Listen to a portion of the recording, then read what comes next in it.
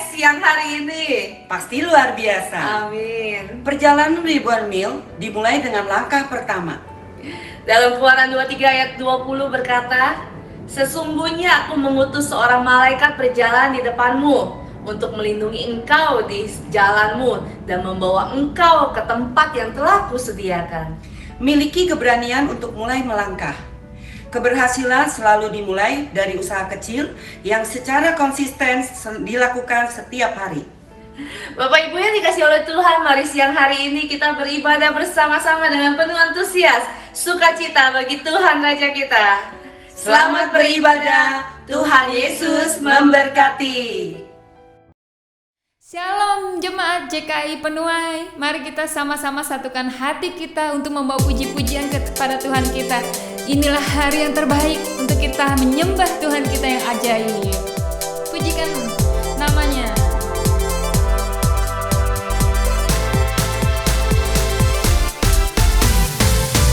Kecap dan lihatlah betapa baik Tuhan itu. Mulutku penuh dengan pujian. Kasih-Mu selalu baru, tak habis di hidupku. Kan ku nyanyikan syukur bagi-Mu. Angkat suaramu, pujilah Tuhan. Mari bersorak, bertepuk tangan. Maju melangkah, tinggalkan beban. Sebab hari ini adalah hari Tuhan. Angkat tanganmu, pujilah Tuhan. Mari bersorak, bertepuk tangan. Maju melangkah, tinggalkan beban. Sebab hari ini adalah harinya Tuhan. Oh, oh, oh, oh, oh,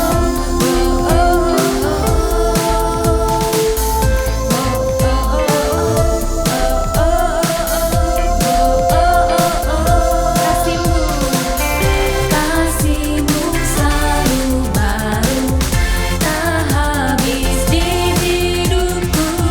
Kan ku nyanyikan syukur bagi-Mu. Angkat suaramu, pujilah Tuhan. Mari bersorak, bertepuk tangan. Maju melangkah, tinggalkan beban. Sebab hari ini adalah harinya Tuhan. Angkat suaramu, pujilah Tuhan. Mari bersorak, bertepuk tangan. Maju melangkah, tinggalkan beban. Sebab hari ini adalah harinya Tuhan.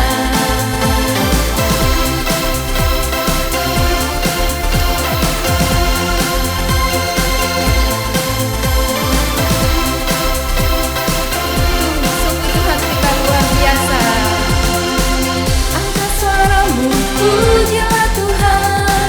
Mari bersorak, bertepuk tangan. Maju melangkah, tinggalkan beban. Sebab hari ini adalah harinya Tuhan. Angkat suaramu, pujilah Tuhan. Mari bersorak, bertepuk tangan. Maju melangkah, tinggalkan beban. Sebab hari ini adalah harinya Tuhan. Sungguh indah memuji-muji Tuhan itu. Mari kita jangan berhenti bersorak-sorai lagi bagi Tuhan kita. Kita angkat lagu pujian ke hadapannya.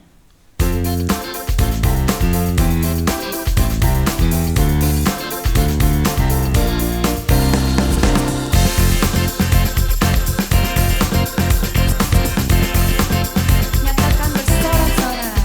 Bersorak-sorailah bagi Allah. Angkatlah lagu, bunyikan rebana. Tuhan telah angkat semua bebanku. Dia Tuhan kemenangan.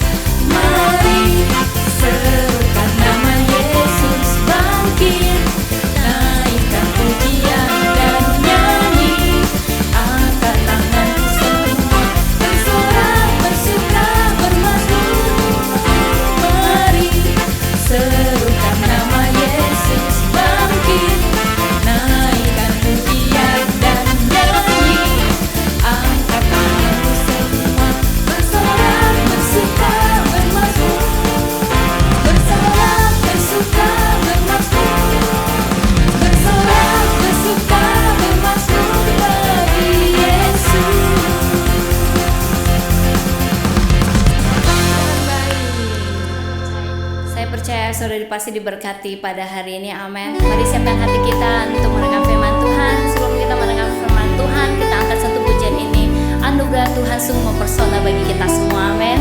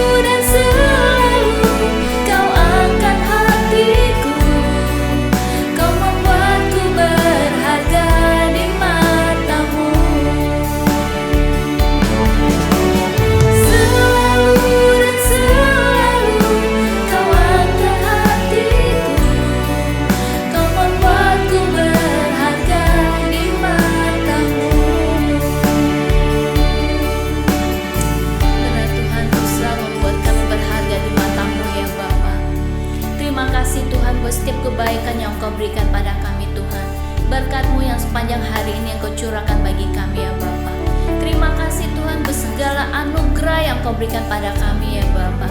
Terima kasih Tuhan, ajar kami selalu bersyukur atas semua kebaikan yang Kau curahkan bagi kami Tuhan. Selain itu Tuhan, kami mau siapkan hati dan pikiran kami untuk mendengarkan isi hati-Mu ya Bapa. Kiranya Kau memberkati hamba-Mu yang akan menyampaikan isi hati-Mu ya Bapa. Terpujilah nama-Mu Tuhan, kami siap Tuhan, dalam nama Yesus Bapa. Kami berdoa, haleluya, amin.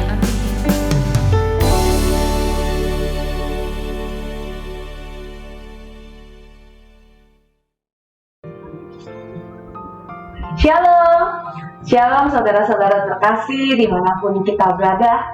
Anda berada, selamat datang di ibadah online JKI Penuai Wolongbong siang hari ini. Saya harap kita semua dalam keadaan baik karena kita punya Tuhan yang baik. Amin saudara-saudara. Saya sangat bersyukur dan terberkati bersama dengan JKI Penuai. Saya bisa sharing firman Tuhan sehingga kebenaran firman Tuhan terbentang lebih lagi disampaikan. Mari kita berdoa sama-sama sebelum kita belajar kebenaran firman Tuhan. Bapak Tuhan Yesus yang baik, terima kasih Bapak untuk siang hari ini kami ada dimanapun kami berada, semua karena anugerah yang datang daripada Engkau ya Tuhan. Biar Engkau yang lembutkan hati kami ya Bapak. Kami mau belajar Tuhan atas semua kehendak-kehendak-Mu, atas semua janji-janji-Mu ya Bapak. Sementara kami belajar, Tuhan Yesus memberkati kami. Terima kasih Tuhan, ke dalam tangan-Mu kami serahkan ibadah kami. Di dalam nama Tuhan Yesus, mari sama-sama kita katakan, amin, amin, amin. Sesuai dengan visi JKI Penuai tahun ini, pentingnya Tuhan dalam hidup kita ya, esensial juga. Mari kita belajar sebagai anak-anak Tuhan, sebagai anak-anak yang percaya kepada Tuhan, kita belajar pentingnya hidup dalam perlindungan Tuhan. Ya, saya ambil dari kisah Musa dalam Kejadian 14 ayat 21 sampai 22. Mari kita buka, kita baca sama-sama. Kejadian 14, 21 sampai 22. Saya bacakan. Lalu Musa mengulurkan tangannya ke atas laut, dan semalam-semalaman itu Tuhan menguakkan air laut dengan perantaran angin timur yang keras, membuat laut itu terbelah menjadi tanah yang kering, maka terbelahlah air itu. Ayat 22. Demikianlah orang Israel berjalan dari tengah-tengah laut di tempat kering, sehingga sedang di kiri dan di kanan mereka air itu sebagai tembok bagi mereka. Sebagai orang Kristen, bahkan anak-anak sekolah minggu pun bahkan sudah tahu mungkin cerita Musa ini membelah laut ya, dan bagaimana orang Yahudi berjalan kaki di tengah lautan yang kering sampai ke seberang. Kita sebagai orang Kristen kagum dan percaya ya, Tuhan yang sanggup melakukan perkara itu, Tuhan yang sanggup melakukan perbuatannya ajaib itu pada masa Musa. Tapi apakah kita hanya sebatas kagum dan percaya kalau cerita itu ada dulu ya di masa Musa? Pernahkah kita berpikir, saudara-saudara, teman-teman, bagaimana kalau kita berada pada saat itu, mengalami situasi pada saat itu? Ya, berjalan kaki di tengah laut yang kering, di kiri kanan ada tembok air laut, ya. Sementara orang-orang Mesir sedang mengejar kita. Saya dengan yakin pasti kita sulit tersenyum pada saat itu, ya. Jadi kondisi itu sangat sulit kita hadapi dengan ancaman, ketakutan, cemas, ya, menegangkan sekali. Saya pikir momen-momen pada saat itu. Tapi pada momen itulah kita semua bisa melihat karya Tuhan yang ajaib. Semua berjalan tepat pada waktunya. Ketika bangsa Yahudi Israel berjalan terbuka, ya, tidak terlambat sedetik pun. Ketika pasukan Mesir semalam-semalaman tidak bisa mengejar bangsa Yahudi, bangsa Israel itu, karena kegelapan yang dibuat Tuhan melalui tin awan. Dan di waktu yang bersamaan juga Tuhan membelah laut sehingga bangsa Yahudi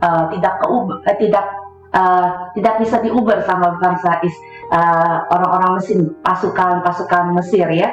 Jadi sehingga seluruh bangsa Yahudi dan binatang peliharaannya mereka lewat sampai ke seberang.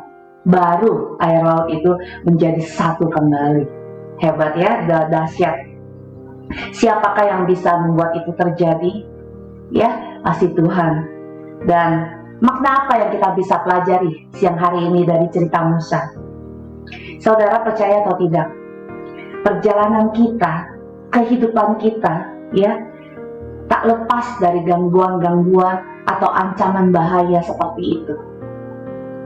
Bahkan seorang Daud saja yang sudah mampu mengalahkan raksasa Goliat pun masih banyak ancaman-ancaman dalam hidup dia. Dalam 1 Samuel pasal 20 ayat 3b berkata demikian. Namun demi Tuhan yang hidup dan demi hidupmu hanya satu langkah jaraknya antara aku dan Maut. Di situ tertulis loh. Banyak sekali, masih banyak permasalahan yang mengancam hidupnya Daud. Maka itu tercatat di dalam 1 Samuel 20 ayat 3b tersebut. Bahkan Tuhan Yesus juga mengatakan kalau kita orang-orang percaya, hidupnya bagaikan domba di tengah-tengah serigala yang buas. Ada di dalam Alkitab Matius 10 ayat 16 berkata demikian. Lihat, Aku mengutus engkau seperti domba di tengah-tengah serigala. Sebab itu, hendaklah kamu cerdik seperti ular dan tulus seperti merpati. Setiap waktu, iblis tidak pernah diam. Dia selalu berencana untuk melukai kita, berencana untuk membuat kita ke jalannya, ke jalan maut, ya.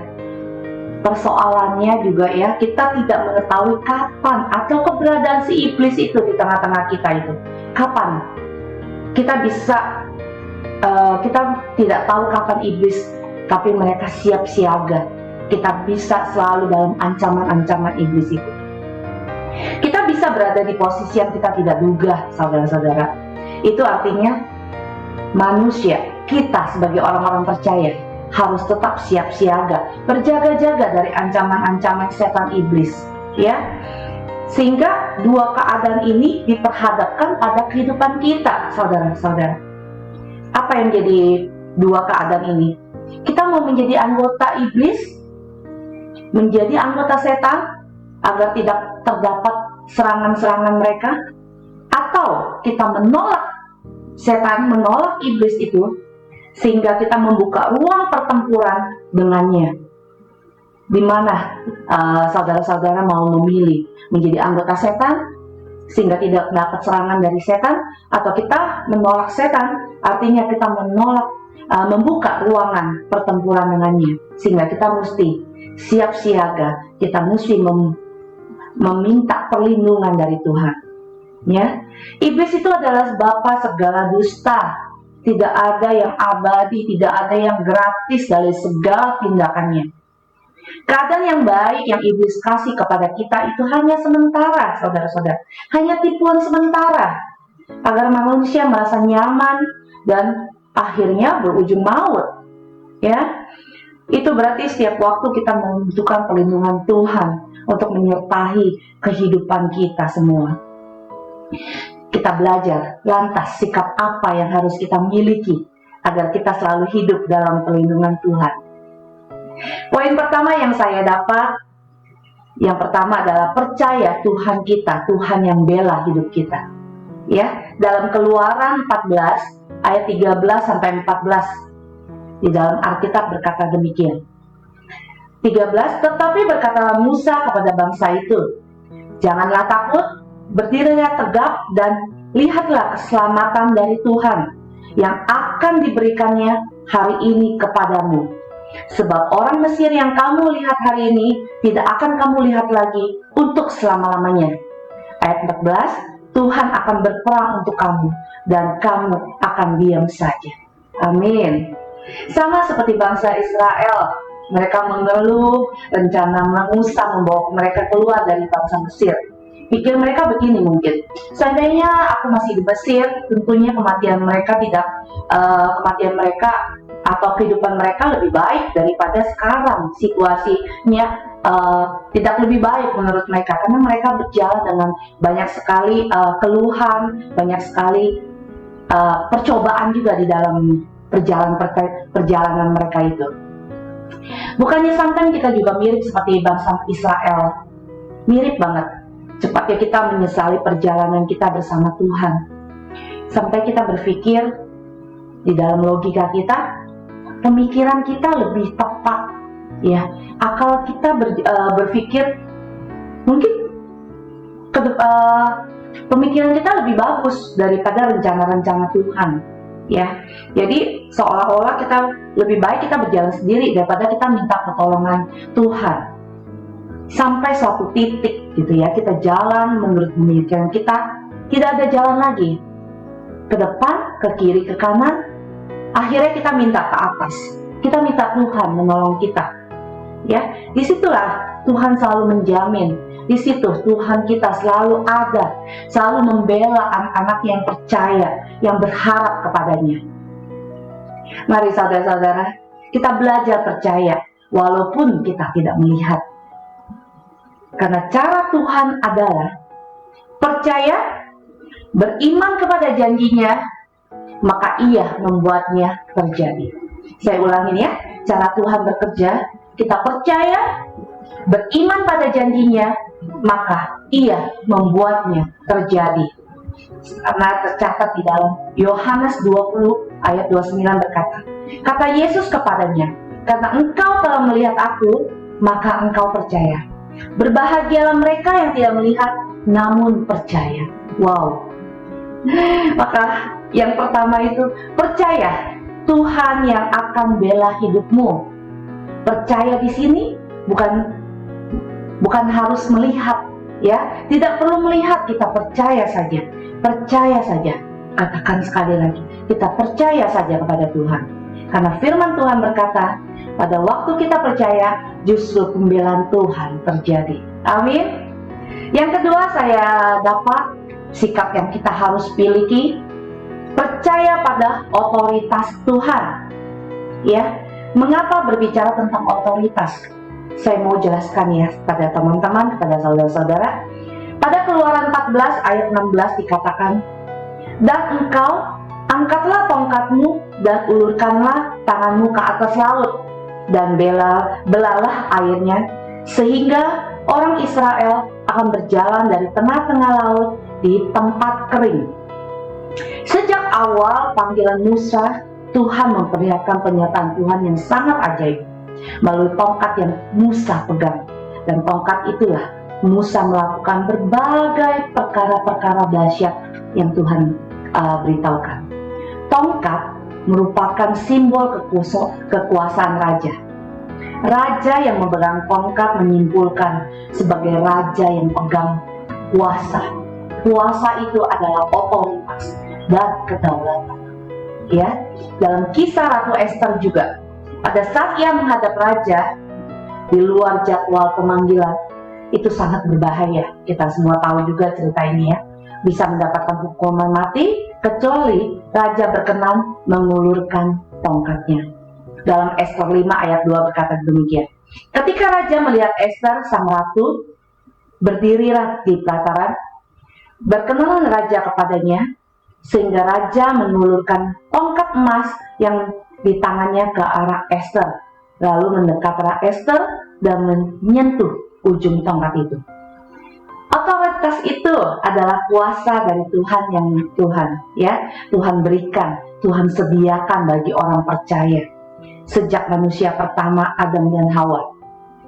Dengan otoritas tersebut, manusia pertama dapat mengelola semua di dalam kolong langit ini sampai mereka jatuh ke dalam dosa. Otoritas itu diberikan kepada iblis dan kembali sampai Yesus mati di kayu salib dan bangkit dari kematian. Otoritas yang telah dicuri oleh iblis direbus kembali oleh Tuhan, diserahkan kepada orang yang percaya kepada Tuhan kembali. Ya, maka sekarang untuk semua orang yang percaya kepada Yesus, yaitu kita, Anda dan saya yang mengikuti ibadah siang hari ini, Anda percaya kepada Yesus? Kita semua percaya kepada Yesus, memiliki otoritas untuk melepaskan kuasa atas si jahat, ya, dan dapat melakukan semua perkara-perkara yang besar, bahkan apapun yang mustahil bagi manusia, tidak mustahil bagi Tuhan, bagi orang percaya. Katakan amin, amin. Jadi saudara bisa melihat di sini bahwa otoritas yang diberikan pada saat kita percaya kepada Tuhan Yesus, kita bisa berkemenangan atas segala yang jahat di bawah kolong langit ini. Ya, sungguh luar biasa kemenangan yang Tuhan berikan kepada kita. Yang ketiga, saya dapat sikap apa yang mesti kita harus ada dalam minta perlindungan kepada Tuhan. Percaya firman Tuhan melalui hamba yang Tuhan utus. Dalam Keluaran 14 ayat 13 saya bacakan, ketika dilihat oleh bangsa Israel betapa besarnya perbuatan yang dilakukan Tuhan terhadap orang Israel, maka takutlah bangsa ini kepada Tuhan, dan mereka percaya kepada Tuhan dan kepada Musa hambanya itu. Sejak peristiwa membelah laut, kepemimpinan Musa menjadi sangat berpengaruh. Setiap firman yang Tuhan berikan kepada Musa dan Musa sampaikan kepada umatnya, itu direspon oleh bangsa Yahudi dengan patuh dan percaya. Lalu mereka mengucap syukur dengan cara tunduk dan mau berjalan sesuai dengan arahan Musa. Zaman sekarang anak-anak Tuhan diajarkan semakin bersyukur atas doa-doa yang diucapkan. Kalau setiap kejadian dimanapun kita berada, ya, kejadian-kejadian ajaib yang terjadi melalui hambanya, melalui teman-teman sepelayanan di mana kita berjemaat, jalan keluar dari setiap doa-doa atau nasihat-nasihat dari hamba Tuhan yang Tuhan pakai adalah salah satu cara Tuhan biar kita bisa belajar mengucap syukur, cara kita untuk meminta semua perkenanan dari Tuhan. Ini adalah konsep yang Alkitab ajarkan kepada kita semua juga, ya. Selalu mengucap syukur dimanapun kita ditempatkan dan terus merasakan dan yakin bahwa hidup kita terus dalam perlindungan Tuhan. Dengan dalam susah, senang, baik atau tidak keadaan kita, Tuhan selalu ada buat kita. Kita percaya tangan Tuhan selalu hadir buat kita. Tangan kita melalui tangan-tangan orang, ya, tangan hamba Tuhan. Contohnya yang kita ambil dalam tangan Musa, ya, yang kita pelajari siang hari ini. Kita bisa mendapatkan hikmat melalui tangan-tangan hamba-hamba Tuhan. Saya berharap menghimbau kita semua bisa mengucap syukur, bisa melalui pelindungan Tuhan senantiasa menyertai hidup kita. Jadi sikap apa yang harus kita miliki tadi kita belajar agar kita selalu hidup dalam perlindungan Tuhan? Yang pertama, percaya Tuhan yang bela. Yang kedua, percaya otoritas Tuhan. Dan ketiga, percaya firman Tuhan melalui hambanya yang Tuhan utus. Mari siang hari ini saudara-saudara kita declare, kita ubah hidup kita, atau lebih lagi kita memprioritaskan hidup kita kepada Tuhan, sehingga hidup kita berjalan dalam pelindungan Tuhan senantiasa. Amin, amin, amin. Tuhan Yesus memberkati kita semua. Mari kita tutup dengan doa.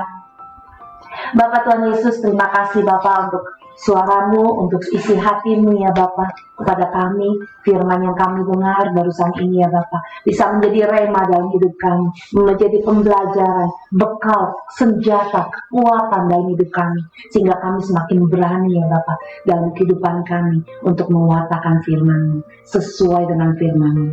Terima kasih Tuhan. Terima kasih untuk firman yang kami dengar siang hari ini. Kami percaya Tuhan yang senantiasa melindungi hidup kita semua. Di dalam nama Tuhan Yesus, mari sama-sama kita katakan, amin. Tuhan Yesus memberkati.